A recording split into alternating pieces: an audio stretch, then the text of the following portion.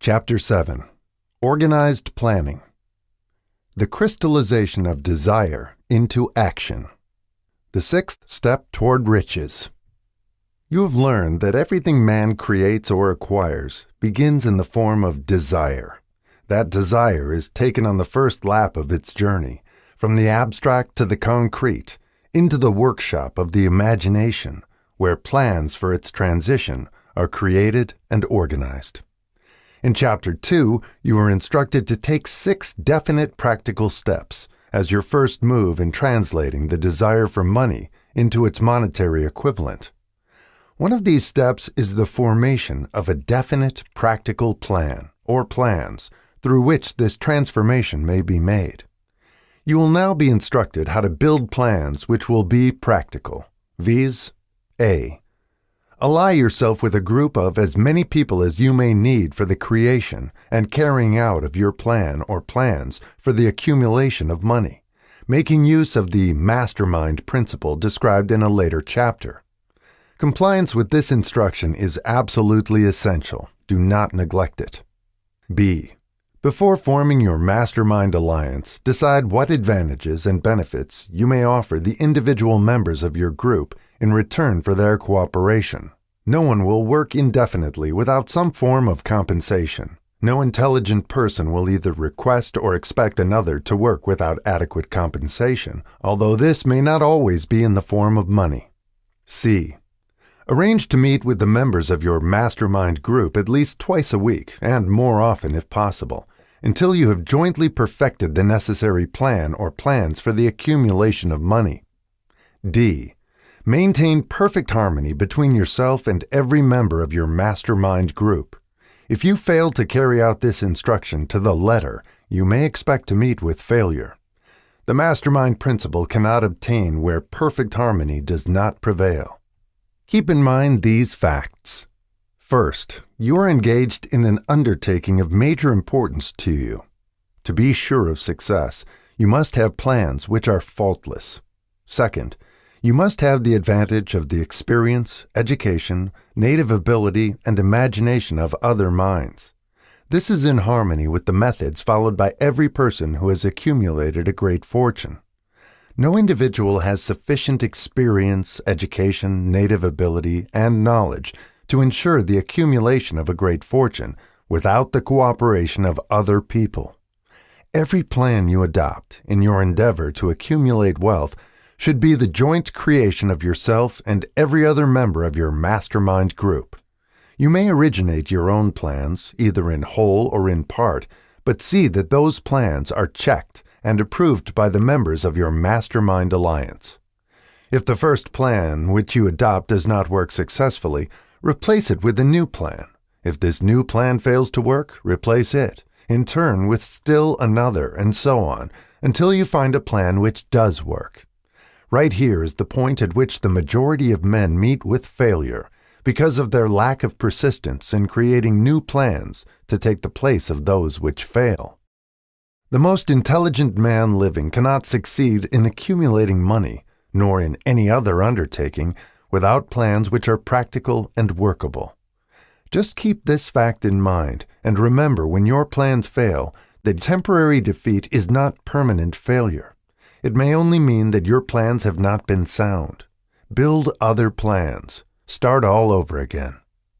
Thomas A. Edison failed 10,000 times before he perfected the incandescent electric light bulb. That is, he met with temporary defeat 10,000 times before his efforts were crowned with success. Temporary defeat should mean only one thing: the certain knowledge that there is something wrong with your plan. Millions of men go through life in misery and poverty because they lack a sound plan through which to accumulate a fortune. Henry Ford accumulated a fortune not because of his superior mind, but because he adopted and followed a plan which proved to be sound. 1,000 men could be pointed out, each with a better education than Ford's, yet each of whom lives in poverty because he does not possess the right plan for the accumulation of money. Your achievement can be no greater than your plans are sound. That may seem to be an axiomatic statement, but it is true. Samuel Insull lost his fortune of over $100 million. The Insull fortune was built on plans which were sound. The business depression forced Mr. Insull to change his plans, and the change brought temporary defeat because his new plans were not sound. Mr. Insull is now an old man. He may, consequently, accept failure instead of temporary defeat. But if his experience turns out to be failure, it will be for the reason that he lacks the fire of persistence to rebuild his plans. No man is ever whipped until he quits in his own mind. This fact will be repeated many times because it is so easy to take the count at the first sign of defeat. James J. Hill met with temporary defeat when he first endeavored to raise the necessary capital to build a railroad from the east to the west, but he too turned defeat into victory through new plans. Henry Ford met with temporary defeat not only at the beginning of his automobile career, but after he had gone far toward the top. He created new plans and went marching on to financial victory. We see men who have accumulated great fortunes, but we often recognize only their triumph, overlooking the temporary defeats which they had to surmount before arriving. No follower of this philosophy can reasonably expect to accumulate a fortune without experiencing temporary defeat. When defeat comes, accept it as a signal that your plans are not sound. Rebuild those plans and set sail once more toward your coveted goal. If you give up before your goal has been reached, you are a quitter. A quitter never wins, and a winner never quits. Lift this sentence out, write it on a piece of paper in letters an inch high, and place it where you will see it every night before you go to sleep, and every morning before you go to work. When you begin to select members for your Mastermind Group, endeavor to select those who do not take defeat seriously. Some people foolishly believe that only money can make money. This is not true. Desire, transmuted into its monetary equivalent through the principles laid down here, is the agency through which money is made. Money of itself is nothing but inert matter. It cannot move, think, or talk, but it can hear when a man who desires it calls it to come. Planning the sale of services. The remainder of this chapter has been given over to a description of ways and means of marketing personal services. The information here conveyed will be of practical help to any person having any form of personal services to market, but it will be of priceless benefit to those who aspire to leadership in their chosen occupations. Intelligent planning is essential for success in any undertaking designed to accumulate riches. Here will be found detailed instructions to those who must begin the accumulation of riches by selling personal services. It should be encouraging to know that practically all the great fortunes began in the form of compensation for personal services, or from the sale of ideas. What else, except ideas and personal services, would one not possessed of property have to give in return for riches? Broadly speaking, there are two types of people in the world. One type is known as leaders, and the other as followers. Decide at the outset whether you intend to become a leader in your chosen calling or remain a follower. The difference in compensation is vast. The follower cannot reasonably expect the compensation to which a leader is entitled, although many followers make the mistake of expecting such pay. It is no disgrace to be a follower. On the other hand, it is no credit to remain a follower. Most great leaders began in the capacity of followers. They became great leaders because they were intelligent followers. With few exceptions, the man who cannot follow a leader intelligently cannot become an efficient leader. The man who can follow a leader most efficiently is usually the man who develops into leadership most rapidly. An intelligent follower has many advantages, among them the opportunity to acquire knowledge from his leader. The major attributes of leadership.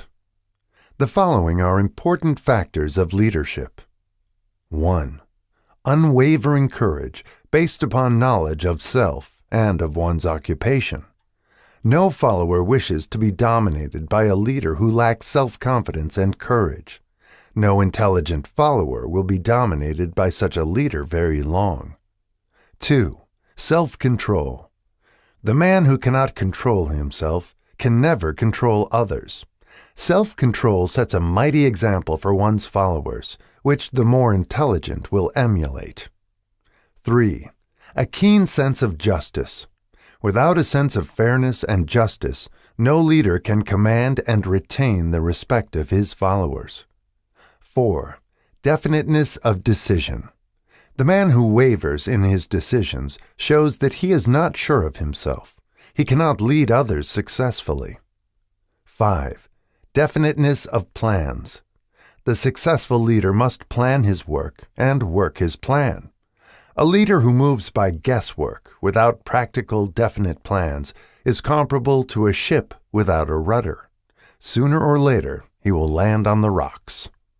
6. The habit of doing more than paid for. One of the penalties of leadership is the necessity of willingness, upon the part of the leader, to do more than he requires of his followers. 7. A pleasing personality. No slovenly, careless person can become a successful leader. Leadership calls for respect. Followers will not respect a leader who does not grade high on all of the factors of a pleasing personality. 8. Sympathy and understanding. The successful leader must be in sympathy with his followers. Moreover, he must understand them and their problems. 9. Mastery of detail. Successful leadership calls for mastery of details of the leader's position. 10. Willingness to assume full responsibility. The successful leader must be willing to assume responsibility for the mistakes and the shortcomings of his followers. If he tries to shift this responsibility, he will not remain the leader. If one of his followers makes a mistake and shows himself incompetent, the leader must consider that it is he who failed. 11. Cooperation. The successful leader must understand and apply the principle of cooperative effort and be able to induce his followers to do the same. Leadership calls for power, and power calls for cooperation. There are two forms of leadership. The first, and by far the most effective, is leadership by consent of, and with the sympathy of, the followers. The second is leadership by force, without the consent and sympathy of the followers. History is filled with evidences that leadership by force cannot endure. The downfall and disappearance of dictators and kings is significant. It means that people will not follow forced leadership indefinitely. The world has just entered a new era of relationship between leaders and followers, which very clearly calls for new leaders and a new brand of leadership in business and industry. Those who belong to the old school of leadership by force must acquire an understanding of the new brand of leadership, cooperation, or be relegated to the rank and file of the followers. There is no other way out for them. The relationship of employer and employee, or of leader and follower, in the future, will be one of mutual cooperation based upon an equitable division of the profits of business. In the future, the relationship of employer and employee will be more like a partnership than it has been in the past.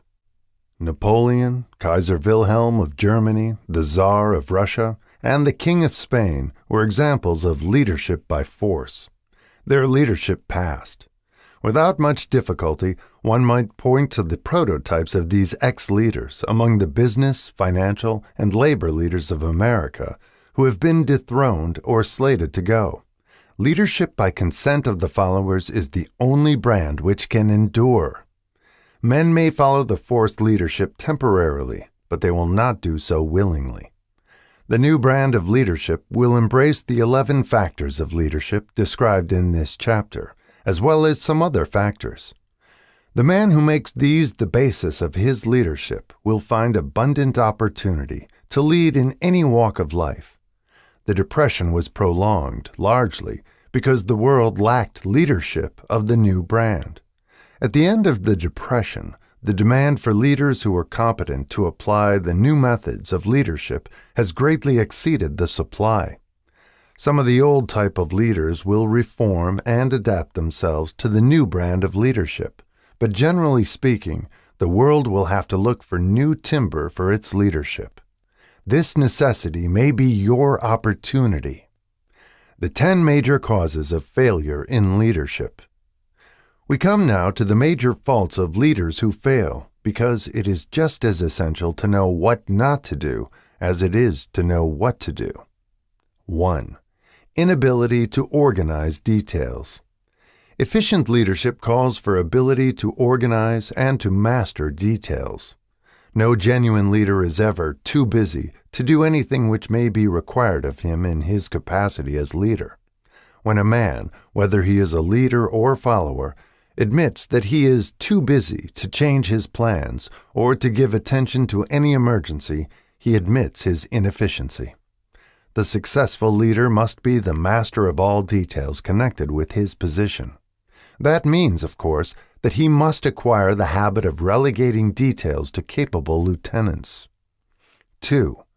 Unwillingness to render humble service. Truly great leaders are willing, when occasion demands, to perform any sort of labor which they would ask another to perform. The greatest among ye shall be the servant of all, is a truth which all able leaders observe and respect. 3. Expectation of pay for what they know instead of what they do with that which they know. The world does not pay men for that which they know. It pays them for what they do or induce others to do. 4. Fear of competition from followers. The leader who fears that one of his followers may take his position is practically sure to realize that fear sooner or later. The able leader trains understudies to whom he may delegate, at will, any of the details of his position. Only in this way may a leader multiply himself and prepare himself to be at many places and give attention to many things at one time. It is an eternal truth that men receive more pay for their ability to get others to perform than they could possibly earn by their own efforts. An efficient leader may, through his knowledge of his job and the magnetism of his personality, greatly increase the efficiency of others and induce them to render more service and better service than they could render without his aid. 5. Lack of imagination. Without imagination, the leader is incapable of meeting emergencies and of creating plans by which to guide his followers efficiently. 6. Selfishness. The leader who claims all the honor for the work of his followers is sure to be met by resentment. The really great leader claims none of the honors. He is contented to see the honors, when there are any, go to his followers, because he knows that most men will work harder for commendation and recognition than they will for money alone. 7. Intemperance. Followers do not respect an intemperate leader. Moreover, intemperance, in any of its various forms, destroys the endurance and the vitality of all who indulge in it. 8. Disloyalty. Perhaps this should have come at the head of the list. The leader who is not loyal to his trust and to his associates, those above him and those below him, cannot long maintain his leadership. Disloyalty marks one as being less than the dust of the earth, and brings down on one's head the contempt he deserves. Lack of loyalty is one of the major causes of failure in every walk of life. 9. Emphasis of the authority of leadership. The efficient leader leads by encouraging, and not by trying to instill fear in the hearts of his followers. The leader who tries to impress his followers with his authority comes within the category of leadership through force. If a leader is a real leader, he will have no need to advertise that fact except by his conduct, his sympathy, understanding, fairness, and a demonstration that he knows his job. 10. Emphasis of title. The competent leader requires no title to give him the respect of his followers. The man who makes too much over his title generally has little else to emphasize. The doors to the office of the real leader are open to all who wish to enter, and his working quarters are free from formality or ostentation. These are among the more common of the causes of failure in leadership. Any one of these faults is sufficient to induce failure. Study the list carefully if you aspire to leadership, and make sure that you are free of these faults. Some fertile fields in which new leadership will be required. Before leaving this chapter, your attention is called to a few of the fertile fields in which there has been a decline of leadership, and in which the new type of leader may find an abundance of opportunity. First, in the field of politics, there is a most insistent demand for new leaders, a demand which indicates nothing less than an emergency. The majority of politicians have, seemingly, become high-grade, legalized racketeers. They have increased taxes and debauched the machinery of industry and business until the people can no longer stand the burden. Second, the banking business is undergoing a reform. The leaders in this field have almost entirely lost the confidence of the public. Already the bankers have sensed the need of reform, and they have begun it. Third, industry calls for new leaders. The old type of leaders thought and moved in terms of dividends instead of thinking and moving in terms of human equations. The future leader in industry, to endure, must regard himself as a quasi-public official whose duty it is to manage his trust in such a way that it will work hardship on no individual or group of individuals. Exploitation of working men is a thing of the past. Let the man who aspires to leadership in the field of business, industry, and labor remember this. Fourth, the religious leader of the future will be forced to give more attention to the temporal needs of his followers in the solution of their economic and personal problems of the present, and less attention to the dead past and the yet unborn future. Fifth, in the professions of law, medicine, and education, a new brand of leadership, and to some extent, new leaders, will become a necessity. This is especially true in the field of education. The leader in that field must, in the future, find ways and means of teaching people how to apply the knowledge they receive in school. He must deal more with practice and less with theory. Sixth, new leaders will be required in the field of journalism. Newspapers of the future, to be conducted successfully, must be divorced from special privilege and relieved from the subsidy of advertising. They must cease to be organs of propaganda for the interests which patronize their advertising columns. The type of newspaper which publishes scandal and lewd pictures will eventually go the way of all forces which debauch the human mind. These are but a few of the fields in which opportunities for new leaders and a new brand of leadership are now available.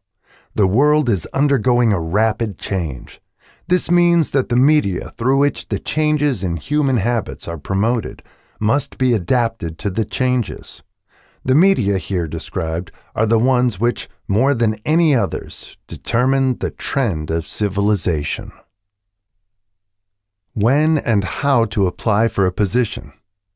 The information described here is the net result of many years of experience during which thousands of men and women were helped to market their services effectively. It can, therefore, be relied upon as sound and practical. Media through which services may be marketed. Experience has proved that the following media offer the most direct and effective methods of bringing the buyer and seller of personal services together. 1. Employment bureaus. Care must be taken to select only reputable bureaus, the management of which can show adequate records of achievement of satisfactory results.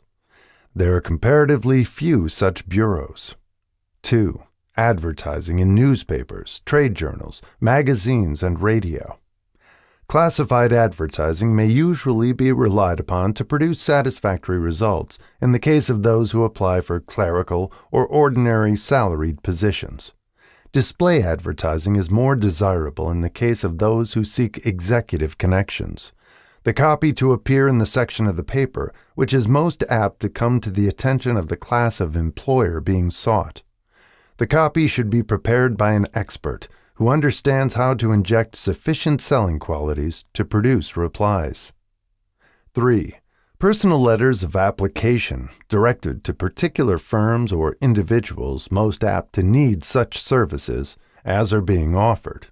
Letters should be neatly typed, always, and signed by hand. With the letter should be sent a complete brief or outline of the applicant's qualifications.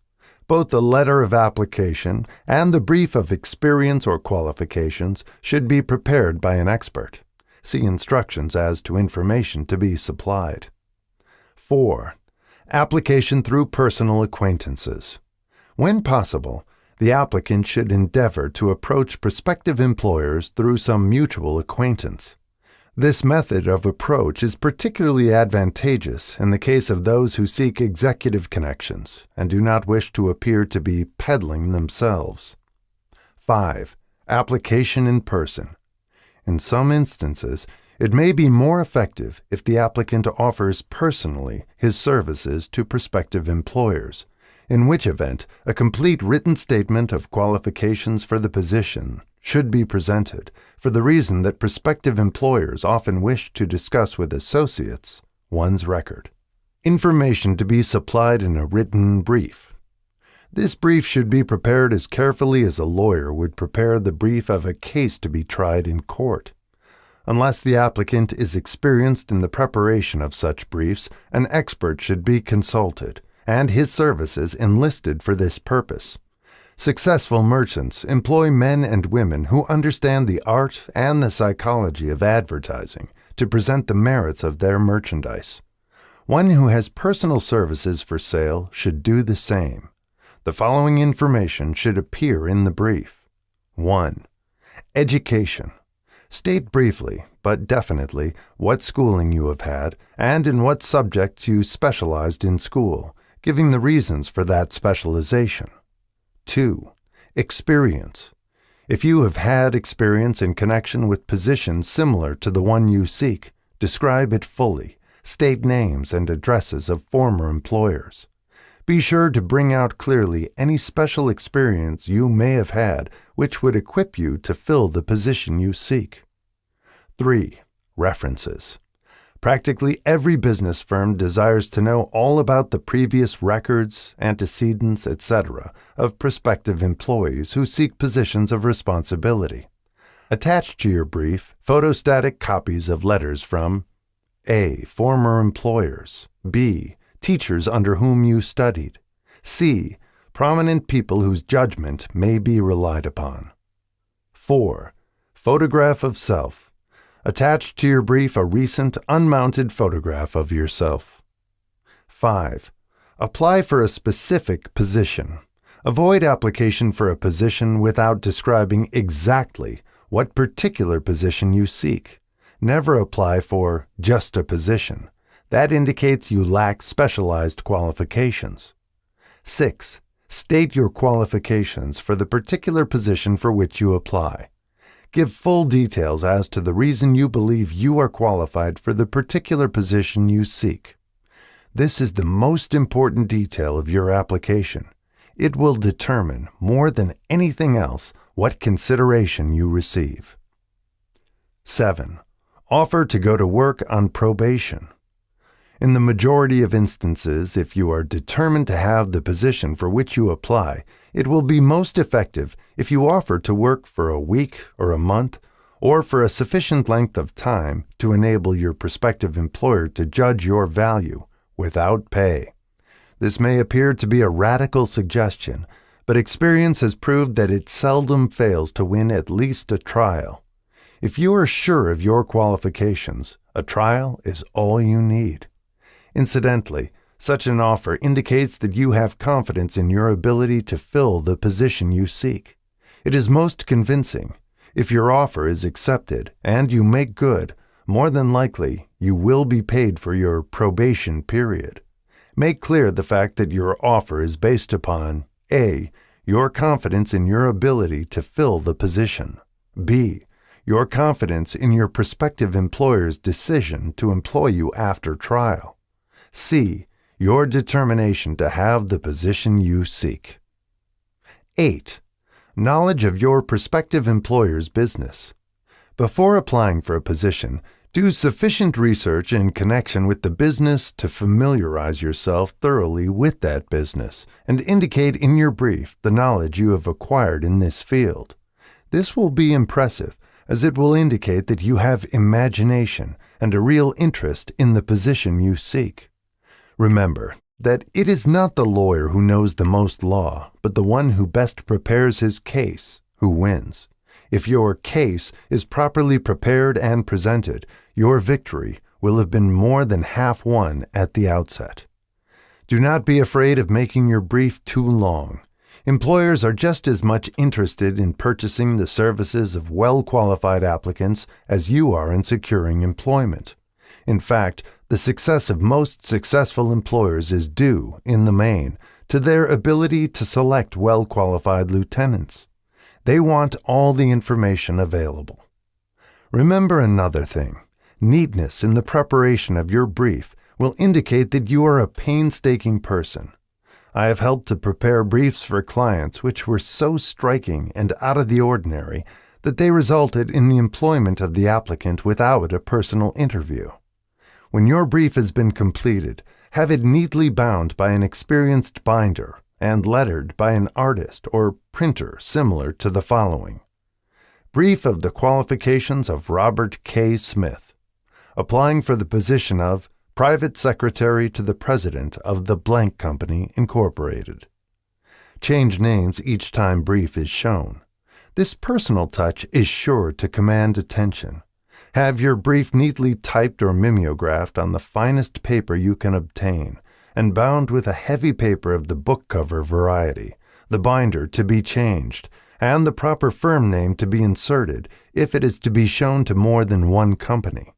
Your photograph should be pasted on one of the pages of your brief. Follow these instructions to the letter, improving upon them wherever your imagination suggests. Successful salesmen groom themselves with care. They understand that first impressions are lasting. Your brief is your salesman. Give it a good suit of clothes, so it will stand out in bold contrast to anything your prospective employer ever saw, in the way of an application for a position. If the position you seek is worth having, it is worth going after with care. Moreover, if you sell yourself to an employer in a manner that impresses him with your individuality, you probably will receive more money for your services from the very start than you would if you applied for employment in the usual conventional way. If you seek employment through an advertising agency or an employment agency, have the agent use copies of your brief in marketing your services. This will help to gain preference for you, both with the agent and the prospective employers. How to get the exact position you desire. Everyone enjoys doing the kind of work for which he is best suited. An artist loves to work with paints, a craftsman with his hands, a writer loves to write. Those with less definite talents have their preferences for certain fields of business and industry. If America does anything well, it offers a full range of occupations, tilling the soil, manufacturing, marketing, and the professions. First, decide exactly what kind of a job you want. If the job doesn't already exist, perhaps you can create it. Second, choose the company or individual for whom you wish to work. Third, study your prospective employer as to policies, personnel, and chances of advancement. Fourth, by analysis of yourself, your talents, and capabilities, figure what you can offer and plan ways and means of giving advantages, services, developments, ideas that you believe you can successfully deliver. Fifth, forget about a job. Forget whether or not there is an opening. Forget the usual routine of, "Have you got a job for me?" Concentrate on what you can give. Sixth, once you have your plan in mind, arrange with an experienced writer to put it on paper in neat form and in full detail. Seventh, present it to the proper person with authority, and he will do the rest. Every company is looking for men who can give something of value, whether it be ideas, services, or connections. Every company has room for the man who has a definite plan of action, which is to the advantage of that company. This line of procedure may take a few days or weeks of extra time, but the difference in income, in advancement, and in gaining recognition will save years of hard work at small pay. It has many advantages, the main one being that it will often save from 1 to 5 years of time in reaching a chosen goal. Every person who starts or gets in halfway up the ladder does so by deliberate and careful planning, excepting, of course, the boss's son. The new way of marketing services. Jobs are now partnerships.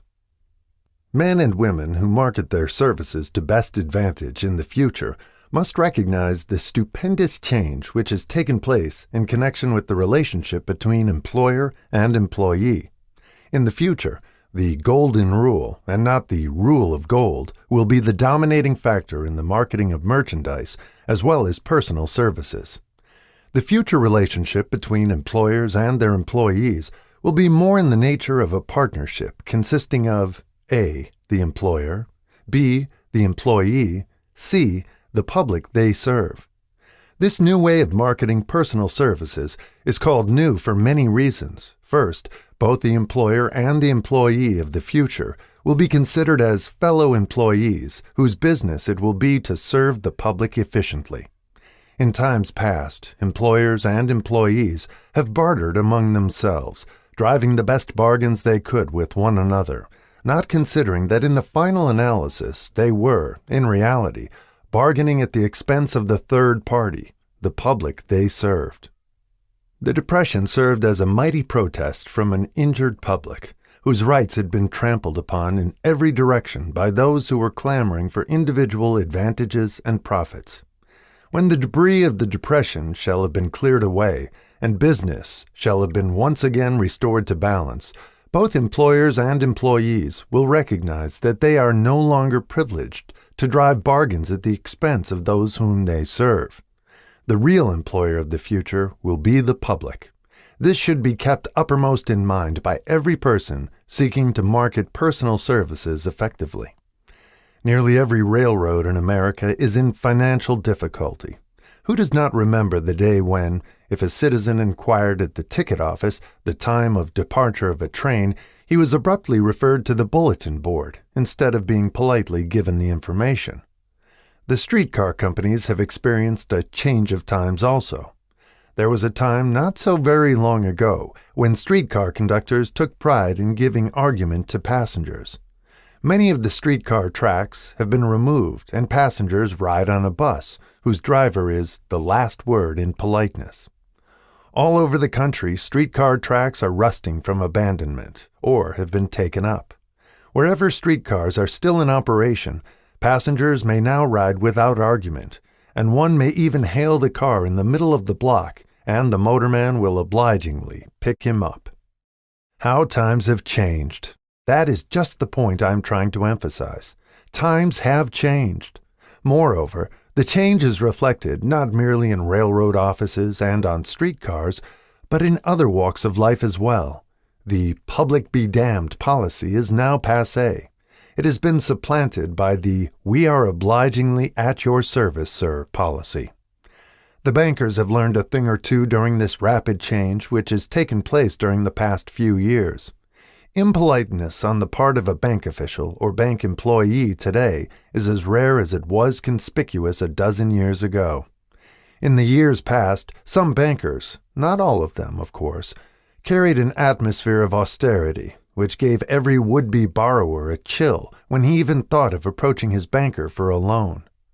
The thousands of bank failures during the Depression had the effect of removing the mahogany doors behind which bankers formerly barricaded themselves.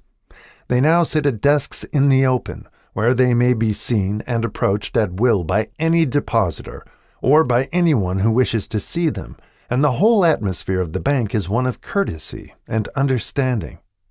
It used to be customary for customers to have to stand and wait at the corner grocery until the clerks were through passing the time of day with friends, and the proprietor had finished making up his bank deposit before being waited upon. Chain stores, managed by courteous men who do everything in the way of service short of shining the customer's shoes, have pushed the old-time merchants into the background. Time marches on. Courtesy and service are the watchwords of merchandising today, and apply to the person who is marketing personal services even more directly than to the employer whom he serves, because, in the final analysis, both the employer and his employee are employed by the public they serve. If they fail to serve well, they pay by the loss of their privilege of serving. We can all remember the time when the gas meter reader pounded on the door hard enough to break the panels. When the door was opened, he pushed his way in, uninvited, with a scowl on his face, which plainly said, "What the hell did you keep me waiting for?" All that has undergone a change. The meterman now conducts himself as a gentleman who is delighted to be at your service, sir. Before the gas companies learned that their scowling metermen were accumulating liabilities never to be cleared away, the polite salesman of oil burners came along and did a land office business. During the Depression, I spent several months in the anthracite coal region of Pennsylvania, studying conditions which all but destroyed the coal industry. Among several very significant discoveries was the fact that greed on the part of operators and their employees was the chief cause of the loss of business for the operators and loss of jobs for the miners. Through the pressure of a group of overzealous labor leaders representing the employees and the greed for profits on the part of the operators, the anthracite business suddenly dwindled. The coal operators and their employees drove sharp bargains with one another, adding the cost of the bargaining to the price of the coal, until finally they discovered they had built up a wonderful business for the manufacturers of oil-burning outfits and the producers of crude oil. The wages of sin is death. Many have read this in the Bible, but few have discovered its meaning. Now, and for several years, the entire world has been listening by force to a sermon which might well be called, "Whatsoever a man soweth, that shall he also reap." Nothing as widespread and effective as the Depression could possibly be just a coincidence. Behind the Depression was a cause. Nothing ever happens without a cause. In the main, the cause of the Depression is traceable directly to the worldwide habit of trying to reap without sowing. This should not be mistaken to mean that the Depression represents a crop which the world is being forced to reap without having sown. The trouble is that the world sowed the wrong sort of seed. Any farmer knows he cannot sow the seed of thistles and reap a harvest of grain. Beginning at the outbreak of the World War, the people of the world began to sow the seed of service inadequate in both quality and quantity. Nearly everyone was engaged in the pastime of trying to get without giving. These illustrations are brought to the attention of those who have personal services to market, to show that we are where we are, and what we are, because of our own conduct. If there is a principle of cause and effect which controls business, finance, and transportation, this same principle controls individuals and determines their economic status. What is your QQS rating? The causes of success in marketing services effectively and permanently have been clearly described. Unless those causes are studied, analyzed, understood, and applied, no man can market his services effectively and permanently. Every person must be his own salesman of personal services.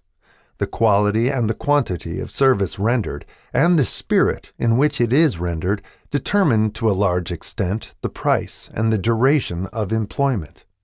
To market personal services effectively, which means a permanent market at a satisfactory price under pleasant conditions, one must adopt and follow the QQS formula, which means that quality plus quantity plus the proper spirit of cooperation equals perfect salesmanship of service. Remember the QQS formula, but do more. Apply it as a habit. Let us analyze the formula to make sure we understand exactly what it means. 1. Quality of service shall be construed to mean the performance of every detail in connection with your position in the most efficient manner possible, with the object of greater efficiency always in mind. 2.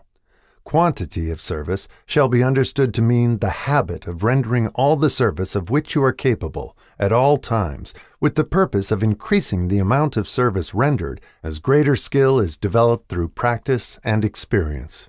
Emphasis is again placed on the word habit. 3. Spirit of service shall be construed to mean the habit of agreeable, harmonious conduct, which will induce cooperation from associates and fellow employees. Adequacy of quality and quantity of service is not sufficient to maintain a permanent market for your services. The conduct, or the spirit in which you deliver service, is a strong determining factor in connection with both the price you receive and the duration of employment. Andrew Carnegie stressed this point more than others in connection with his description of the factors which lead to success in the marketing of personal services. He emphasized again and again the necessity for harmonious conduct. He stressed the fact that he would not retain any man, no matter how great a quantity or how efficient the quality of his work, unless he worked in a spirit of harmony. Mr. Carnegie insisted upon men being agreeable. To prove that he placed a high value upon this quality, he permitted many men who conformed to his standards to become very wealthy. Those who did not conform had to make room for others. The importance of a pleasing personality has been stressed because it is a factor which enables one to render service in the proper spirit. If one has a personality which pleases and renders service in a spirit of harmony, these assets often make up for deficiencies in both the quality and the quantity of service one renders.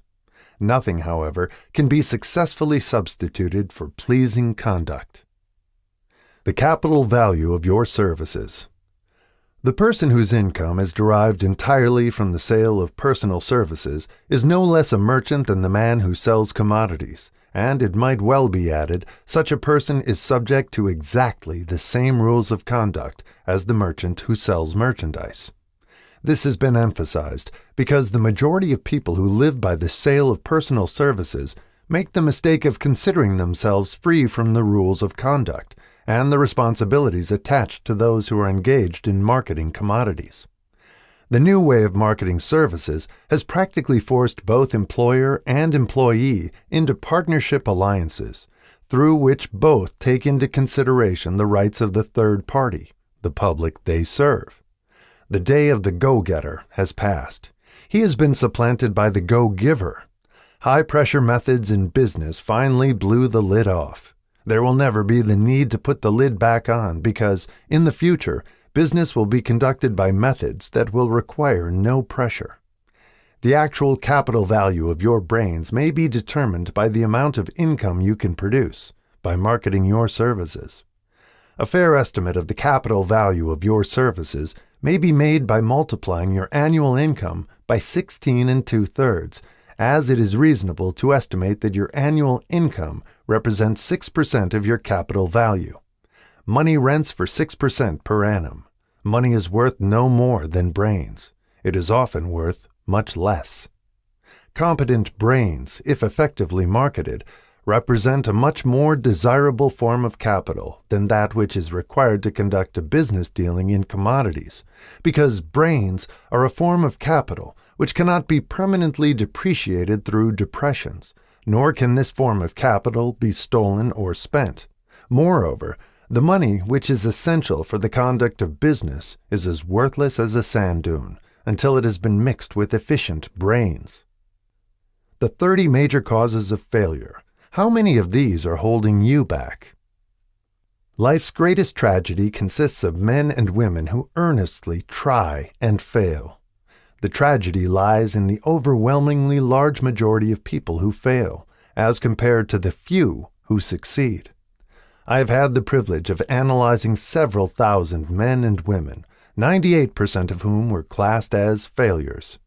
There is something radically wrong with a civilization and a system of education which permit 98% of the people to go through life as failures.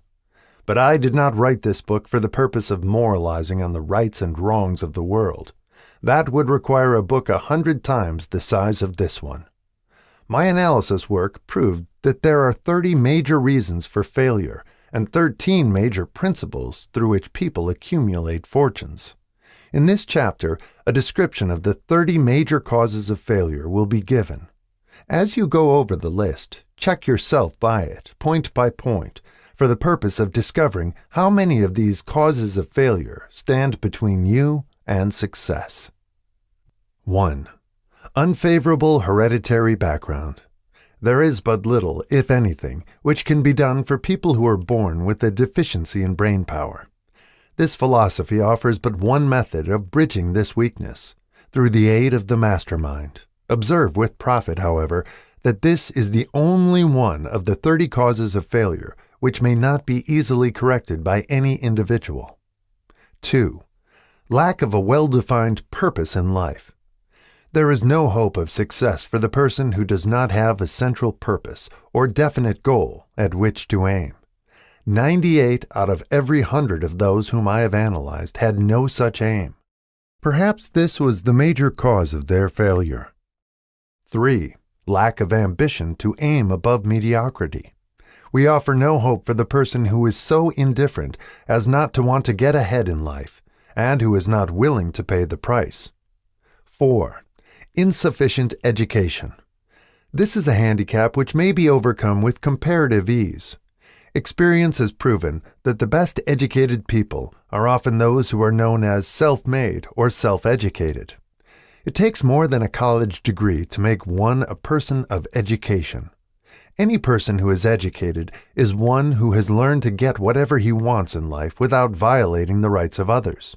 Education consists not so much of knowledge, but of knowledge effectively and persistently applied. Men are paid not merely for what they know, but more particularly for what they do with that which they know. 5. Lack of self-discipline. Discipline comes through self-control. This means that one must control all negative qualities.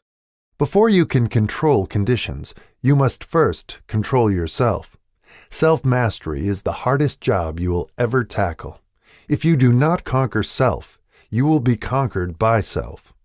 You may see at one and the same time both your best friend and your greatest enemy by stepping in front of a mirror. 6. Ill health. No person may enjoy outstanding success without good health. Many of the causes of ill health are subject to mastery and control. These, in the main, are A. Overeating of foods not conducive to health. B. Wrong habits of thought, giving expression to negatives. C. Wrong use of and overindulgence in sex. D. Lack of proper physical exercise. E. An inadequate supply of fresh air due to improper breathing. 7. Unfavorable environmental influences during childhood. As the twig is bent, so shall the tree grow. Most people who have criminal tendencies acquire them as the result of bad environment and improper associates during childhood. 8. Procrastination. This is one of the most common causes of failure. Old man procrastination stands within the shadow of every human being, waiting his opportunity to spoil one's chances of success.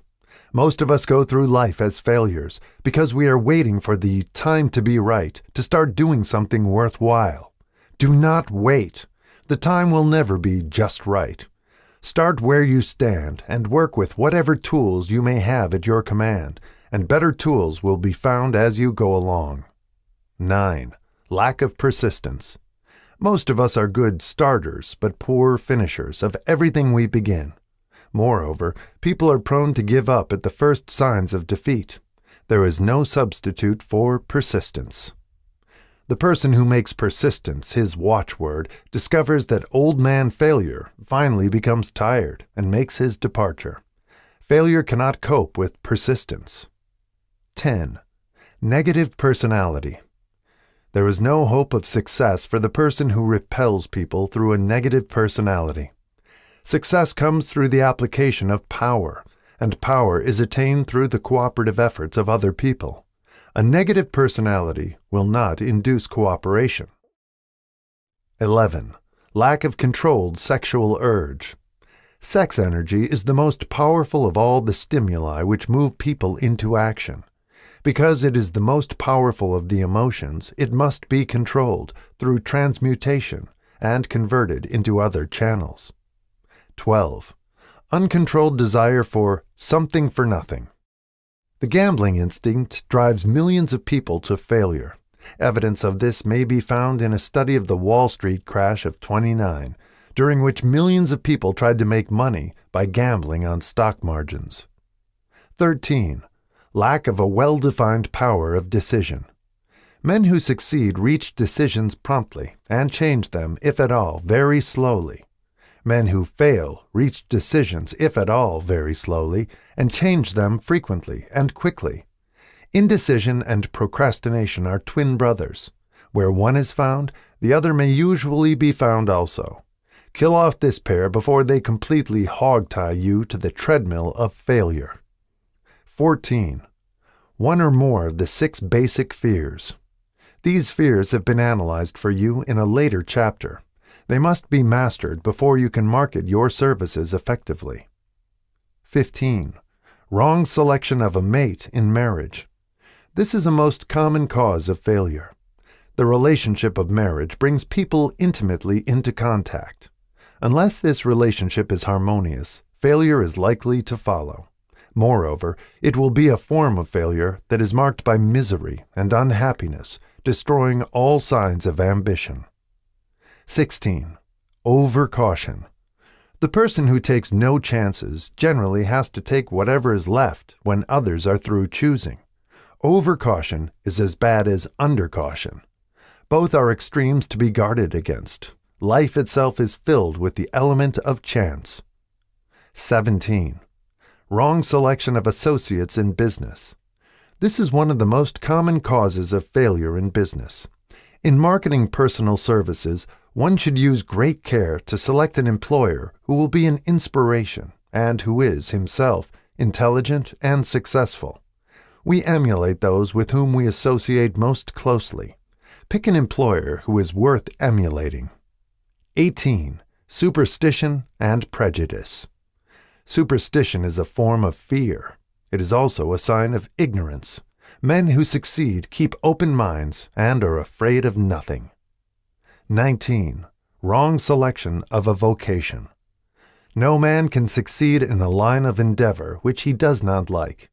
The most essential step in the marketing of personal services is that of selecting an occupation into which you can throw yourself wholeheartedly. 20. Lack of concentration of effort. The jack of all trades seldom is good at any.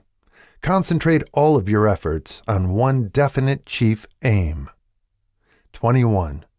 The habit of indiscriminate spending. The spendthrift cannot succeed, mainly because he stands eternally in fear of poverty. Form the habit of systematic saving by putting aside a definite percentage of your income. Money in the bank gives one a very safe foundation of courage when bargaining for the sale of personal services. Without money, one must take what one is offered and be glad to get it. 22. Lack of enthusiasm. Without enthusiasm, one cannot be convincing. Moreover, enthusiasm is contagious, and the person who has it under control is generally welcome in any group of people. 23. Intolerance. The person with a closed mind on any subject seldom gets ahead. Intolerance means that one has stopped acquiring knowledge. The most damaging forms of intolerance are those connected with religious, racial, and political differences of opinion. 24. Intemperance. The most damaging forms of intemperance are connected with eating, strong drink, and sexual activities. Overindulgence in any of these is fatal to success. 25. Inability to cooperate with others. More people lose their positions and their big opportunities in life because of this fault than for all other reasons combined. It is a fault which no well-informed businessman or leader will tolerate. 26. Possession of power that was not acquired through self-effort. Sons and daughters of wealthy men and others who inherit money which they did not earn. Power in the hands of one who did not acquire it gradually is often fatal to success. Quick riches are more dangerous than poverty. 27. Intentional dishonesty. There is no substitute for honesty. One may be temporarily dishonest by force of circumstances over which one has no control, without permanent damage. But there is no hope for the person who is dishonest by choice. Sooner or later, his deeds will catch up with him, and he will pay by loss of reputation, and perhaps even loss of liberty. 28. Egotism and vanity. These qualities serve as red lights which warn others to keep away. They are fatal to success. 29. Guessing instead of thinking. Most people are too indifferent or lazy to acquire facts with which to think accurately. They prefer to act on opinions created by guesswork or snap judgments. 30. Lack of capital. This is a common cause of failure among those who start out in business for the first time, without sufficient reserve of capital to absorb the shock of their mistakes and to carry them over until they have established a reputation. 31. Under this, name any particular cause of failure from which you have suffered that has not been included in the foregoing list. In these 30 major causes of failure is found a description of the tragedy of life, which obtains for practically every person who tries and fails. It will be helpful if you can induce someone who knows you well to go over this list with you and help to analyze you by the 30 causes of failure. It may be beneficial if you try this alone. Most people cannot see themselves as others see them. You may be one who cannot. The oldest of admonitions is, "Man, know thyself." If you market merchandise successfully, you must know the merchandise. The same is true in marketing personal services. You should know all of your weaknesses in order that you may either bridge them or eliminate them entirely. You should know your strength in order that you may call attention to it when selling your services. You can know yourself only through accurate analysis. The folly of ignorance in connection with self was displayed by a young man who applied to the manager of a well-known business for a position. He made a very good impression until the manager asked him what salary he expected. He replied that he had no fixed sum in mind, lack of a definite aim. The manager then said, "We will pay you all you are worth after we try you out for a week."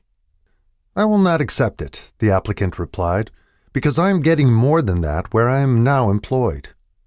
Before you even start to negotiate for a readjustment of your salary in your present position or to seek employment elsewhere, be sure that you are worth more than you now receive. It is one thing to want money. Everyone wants more. But it is something entirely different to be worth more. Many people mistake their wants for their just dues. Your financial requirements or wants have nothing whatever to do with your worth. Your value is established entirely by your ability to render useful service or your capacity to induce others to render such service. Take inventory of yourself. 28 questions you should answer.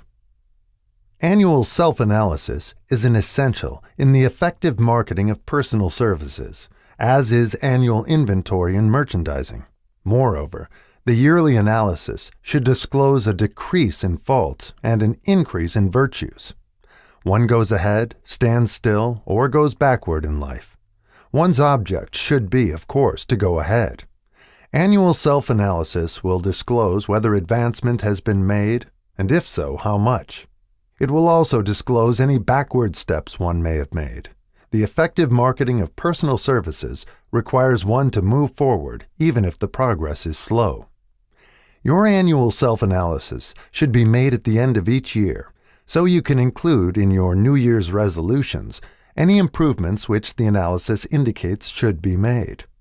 Take this inventory by asking yourself the following questions, and by checking your answers with the aid of someone who will not permit you to deceive yourself as to their accuracy. Self-analysis questionnaire for personal inventory. 1. Have I attained the goal which I established as my objective for this year? You should work with a definite yearly objective to be attained as a part of your major life objective. 2. Have I delivered service of the best possible quality of which I was capable, or could I have improved any part of this service? 3.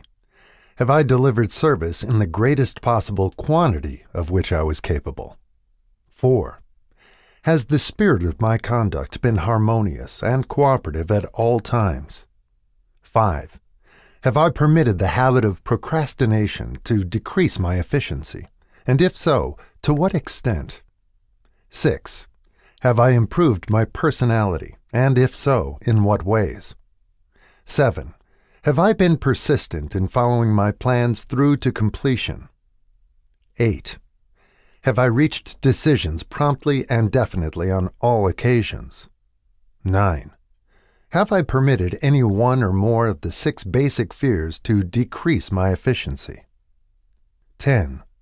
Have I been either overcautious or undercautious? 11.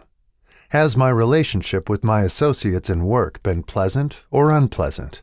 If it has been unpleasant, has the fault been partly or wholly mine?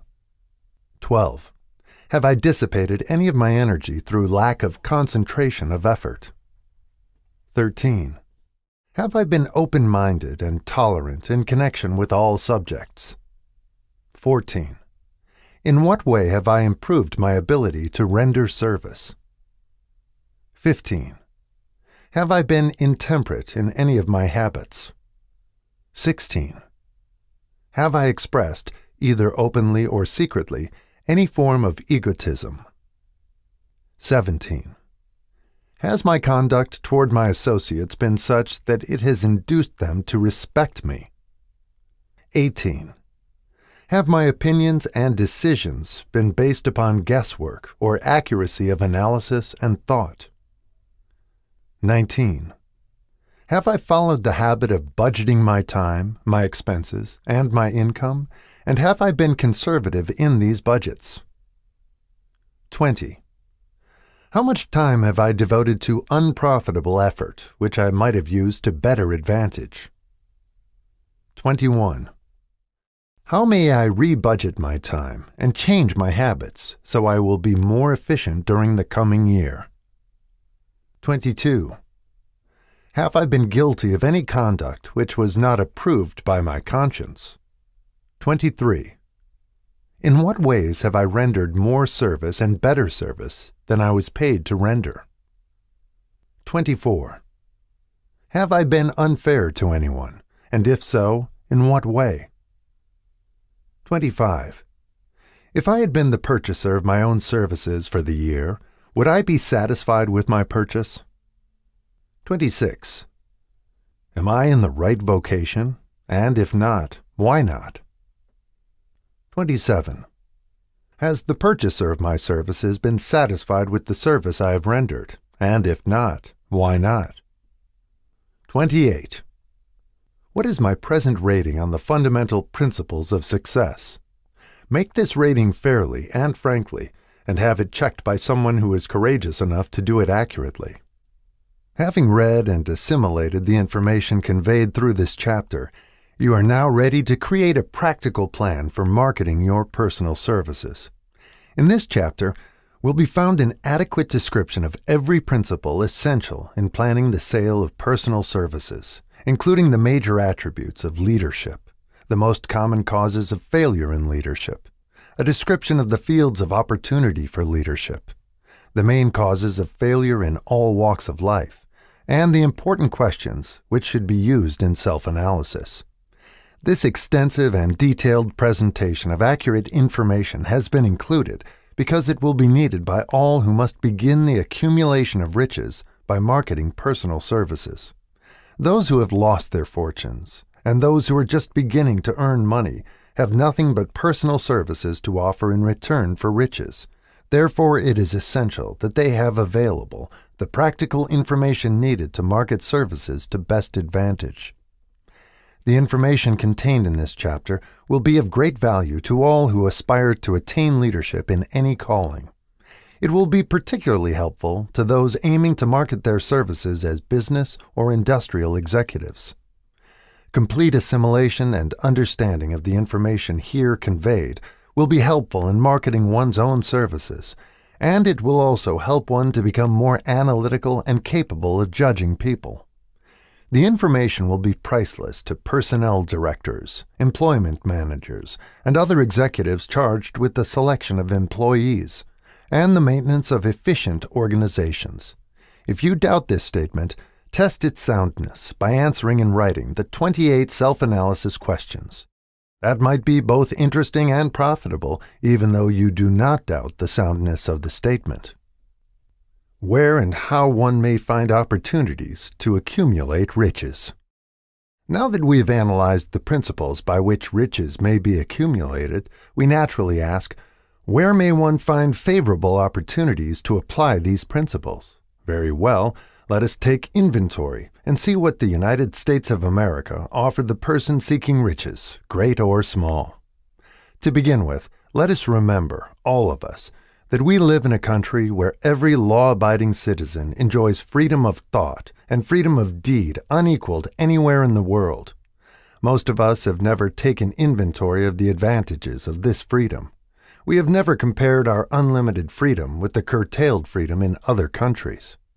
Here we have freedom of thought, freedom in the choice and enjoyment of education, freedom in religion, freedom in politics, freedom in the choice of a business, profession, or occupation, freedom to accumulate and own without molestation all the property we can accumulate, freedom to choose our place of residence, freedom in marriage, freedom through equal opportunity to all races, freedom of travel from one state to another, freedom in our choice of foods, and freedom to aim for any station in life for which we have prepared ourselves, even for the presidency of the United States.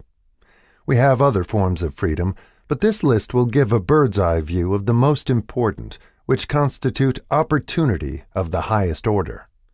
This advantage of freedom is all the more conspicuous because the United States is the only country guaranteeing to every citizen, whether native-born or naturalized, so broad and varied a list of freedom. Next, let us recount some of the blessings which our widespread freedom has placed within our hands. Take the average American family, for example, meaning the family of average income, and sum up the benefits available to every member of the family in this land of opportunity and plenty. A. Food. Next to freedom of thought and deed comes food, clothing, and shelter, the three basic necessities of life. Because of our universal freedom, the average American family has available, at its very door, the choicest selection of food to be found anywhere in the world, and at prices within its financial range. A family of two, living in the heart of Times Square district of New York City, far removed from the source of production of foods, took careful inventory of the cost of a simple breakfast, with the astonishing result. Starting with the articles of food, followed by the cost at the breakfast table. Grapefruit juice from Florida, 2 cents. Rippled wheat breakfast food, Kansas Farm, 2 cents. Tea from China, 2 cents. Bananas from South America, 2.5 cents. Toasted bread from Kansas Farm, 1 cent. Fresh country eggs from Utah, 7 cents. Sugar from Cuba or Utah, 0.5 cent. Butter and cream from New England, 3 cents. Grand total, 20 cents. It is not very difficult to obtain food in a country where two people can have breakfast consisting of all they want or need for a dime apiece. Observe that this simple breakfast was gathered by some strange form of magic from China, South America, Utah, Kansas, and the New England states, and delivered on the breakfast table, ready for consumption, in the very heart of the most crowded city in America, at a cost well within the means of the most humble laborer. The cost included all federal, state, and city taxes. Here is a fact the politicians did not mention when they were crying out to the voters to throw their opponents out of office because the people were being taxed to death. B. Shelter. This family lives in a comfortable apartment, heated by steam, lighted with electricity, with gas for cooking, all for $65 a month. In a smaller city, or a more sparsely settled part of New York City, the same apartment could be had for as low as $20 a month. The toast they had for breakfast in the food estimate was toasted on an electric toaster, which cost but a few dollars. The apartment is cleaned with a vacuum sweeper that is run by electricity. Hot and cold water is available at all times in the kitchen and the bathroom. The food is kept cool in a refrigerator that is run by electricity. The wife curls her hair, washes her clothes, and irons them with easily operated electrical equipment on power obtained by sticking a plug in the wall. The husband shaves with an electric shaver, and they receive entertainment from all over the world 24 hours a day if they want it, without cost, by merely turning the dial of their radio. There are other conveniences in this apartment, but the foregoing list will give a fair idea of some of the concrete evidences of the freedom we, of America, enjoy. And this is neither political nor economic propaganda. C. Clothing. Anywhere in the United States, the woman of average clothing requirements can dress very comfortably and neatly for less than $200 a year, and the average man can dress for the same, or less. Only the three basic necessities of food, clothing, and shelter have been mentioned. The average American citizen has other privileges and advantages available in return for modest effort, not exceeding 8 hours per day of labor. Among these is the privilege of automobile transportation, with which one can go and come at will, at very small cost. The average American has security of property rights not found in any other country in the world. He can place his surplus money in a bank with the assurance that his government will protect it and make good to him if the bank fails. If an American citizen wants to travel from one state to another, he needs no passport, no one's permission. He may go when he pleases and return at will. Moreover, he may travel by train, private automobile, bus, airplane, or ship, as his pocketbook permits. In Germany, Russia, Italy, and most of the other European and Oriental countries, the people cannot travel with so much freedom and at so little cost. The miracle that has provided these blessings. We often hear politicians proclaiming the freedom of America when they solicit votes, but seldom do they take the time or devote sufficient effort to the analysis of the source or nature of this freedom. Having no axe to grind, no grudge to express, no ulterior motives to be carried out, I have the privilege of going into a frank analysis of that mysterious, abstract, greatly misunderstood something which gives to every citizen of America more blessings, more opportunities to accumulate wealth, more freedom of every nature than may be found in any other country. I have the right to analyze the source and nature of this unseen power because I know, and have known for more than a quarter of a century, many of the men who organized that power, and many who are now responsible for its maintenance. The name of this mysterious benefactor of mankind is capital. Capital consists not alone of money, but more particularly of highly organized, intelligent groups of men who plan ways and means of using money efficiently for the good of the public and profitably to themselves.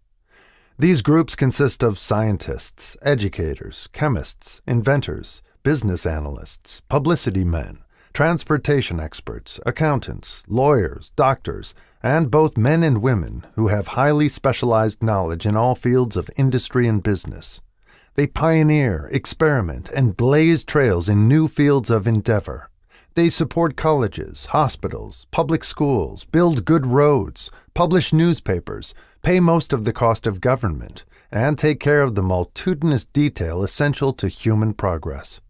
Stated briefly, the capitalists are the brains of civilization because they supply the entire fabric of which all education, enlightenment, and human progress consists.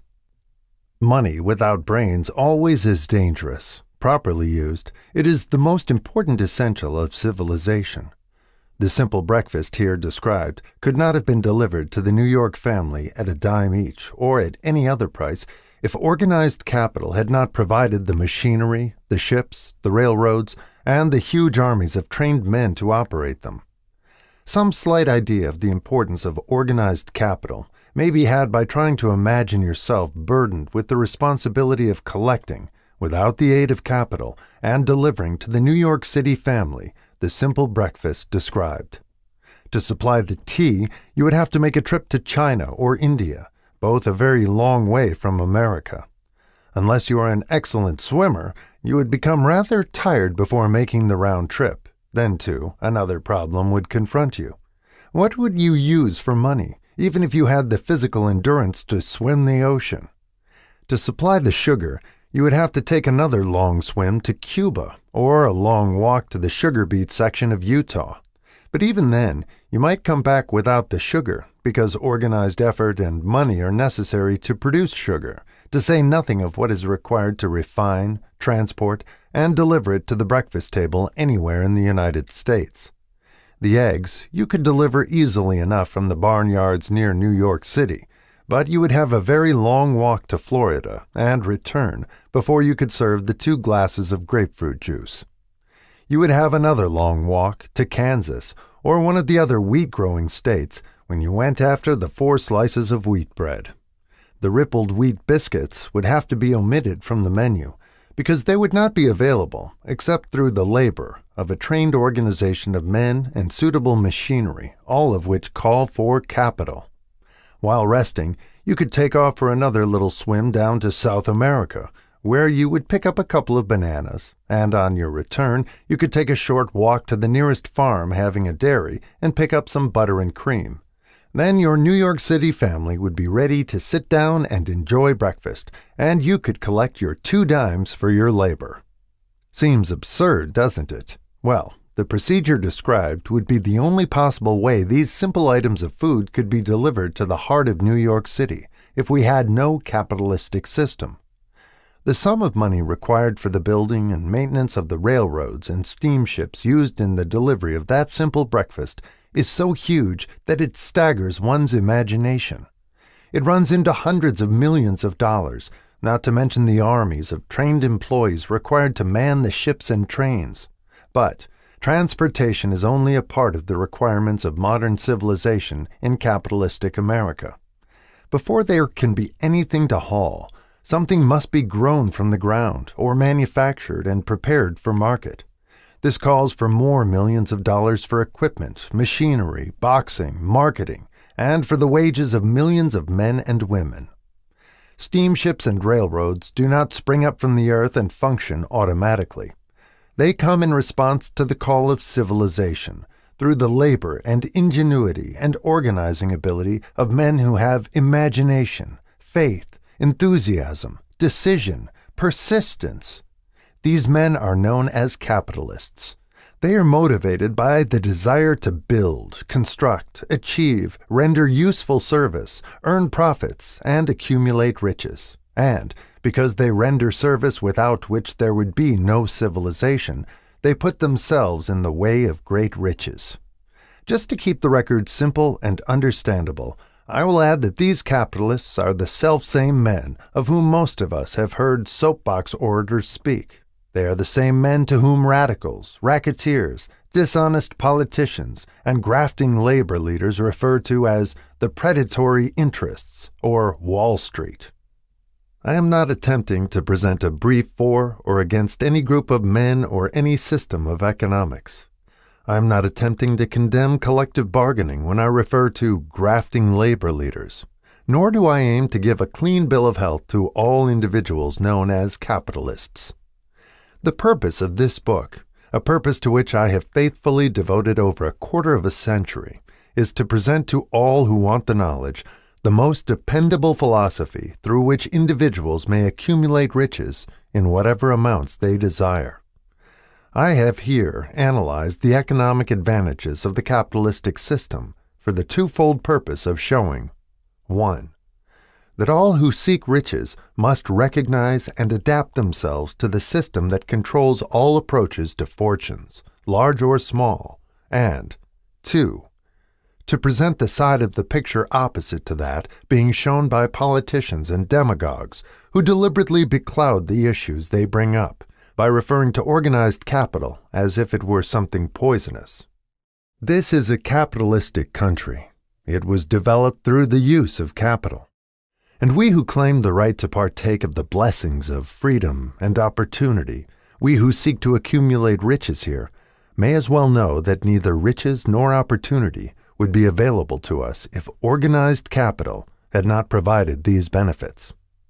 For more than 20 years, it has been a somewhat popular and growing pastime for radicals, self-seeking politicians, racketeers, crooked labor leaders, and on occasion religious leaders to take potshots at Wall Street, the money changers, and big business.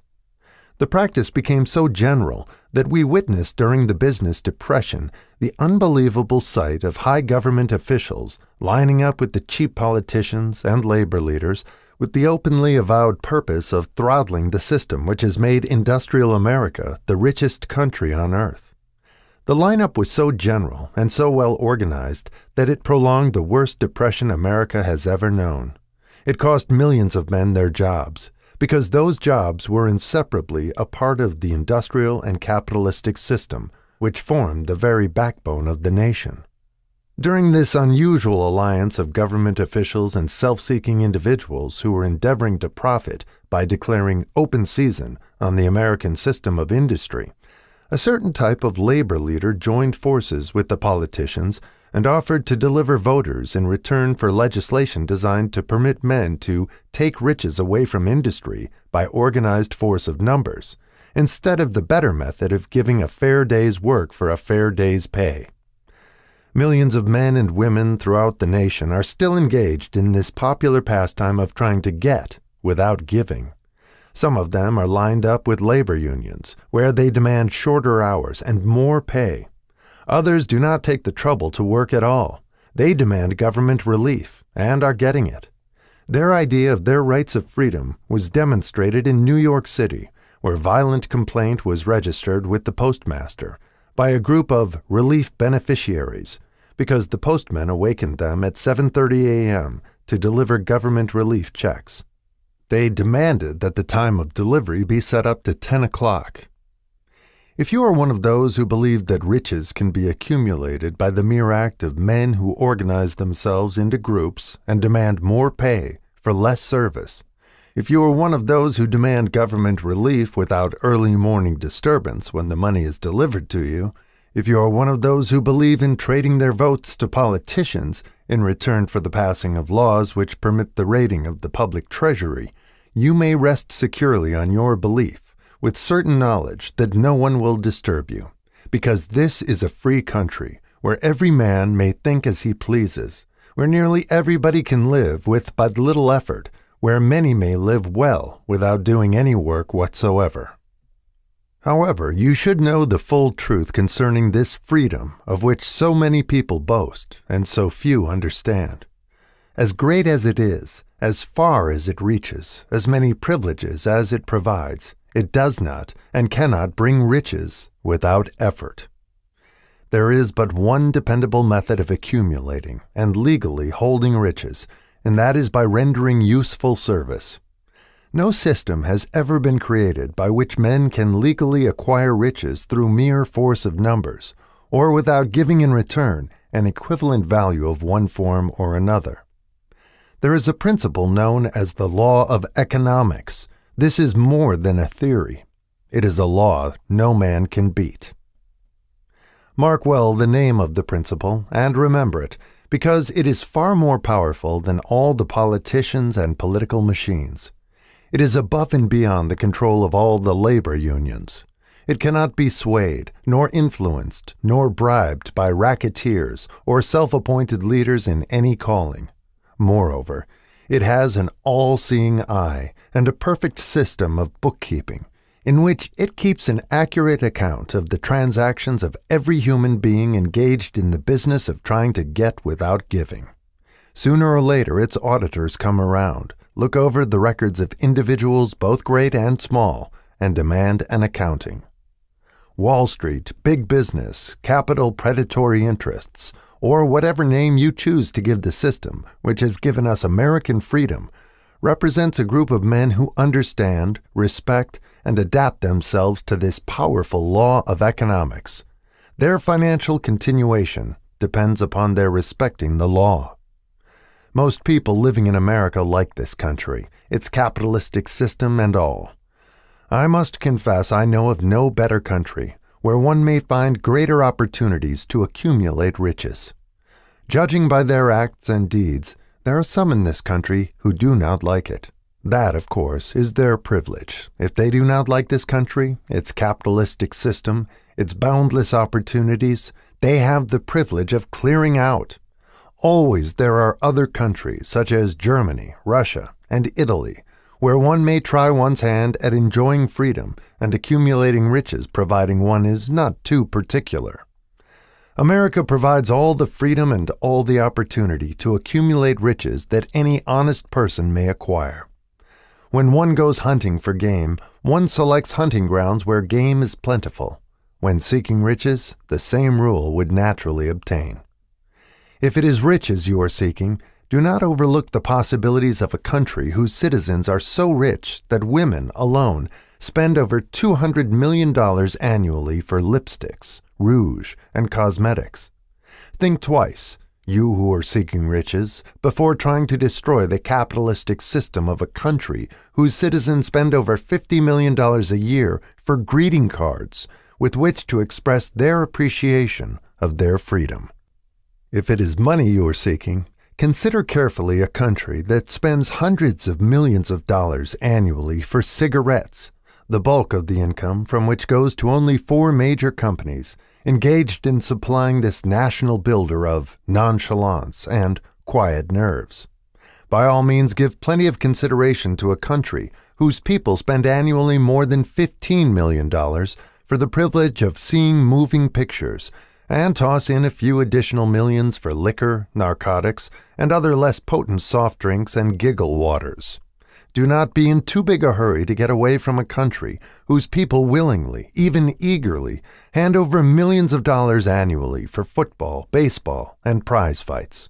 And, by all means, stick by a country whose inhabitants give up more than $1 million a year for chewing gum, and another $1 million for safety razor blades. Remember also that this is but the beginning of the available sources for the accumulation of wealth.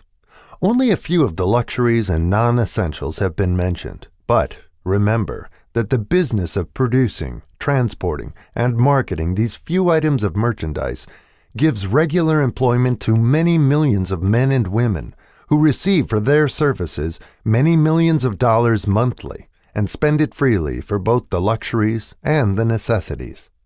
Especially remember that back of all this exchange of merchandise and personal services may be found an abundance of opportunity to accumulate riches. Here, our American freedom comes to one's aid. There is nothing to stop you, or anyone from engaging in any portion of the effort necessary to carry on these businesses. If one has superior talent, training, experience, one may accumulate riches in large amounts.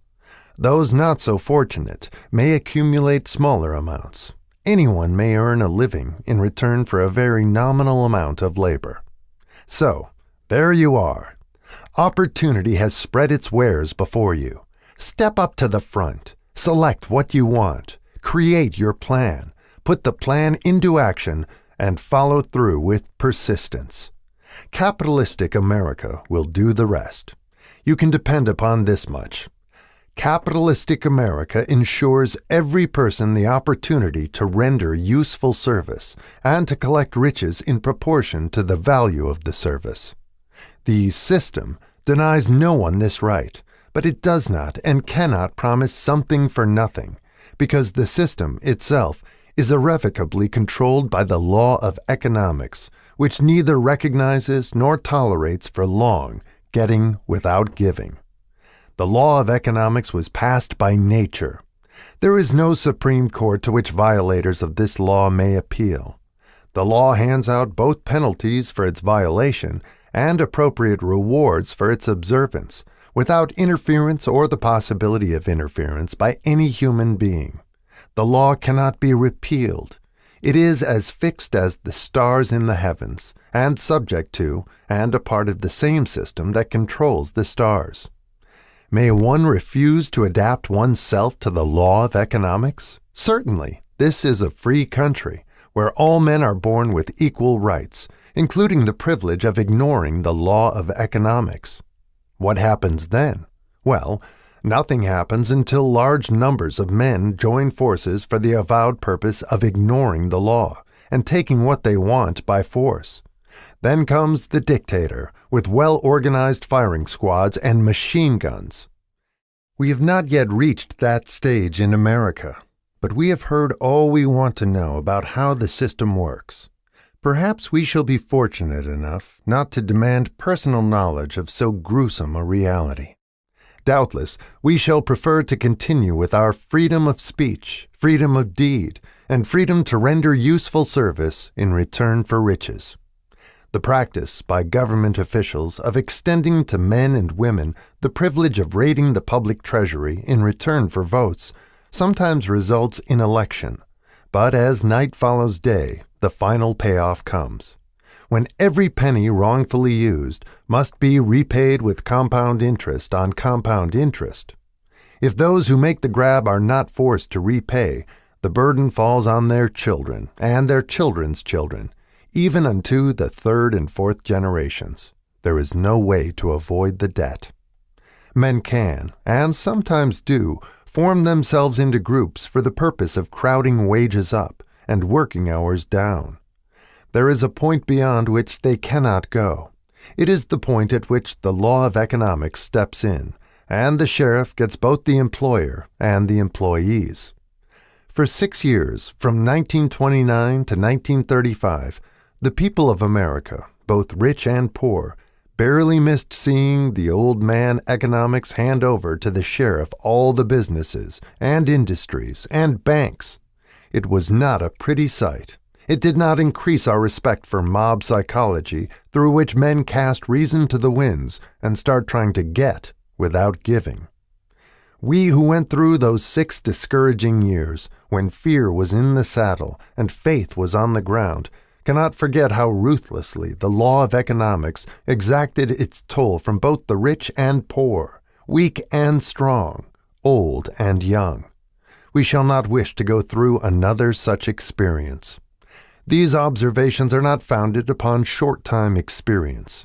They are the result of 25 years of careful analysis of the methods of both the most successful and the most unsuccessful men America has known.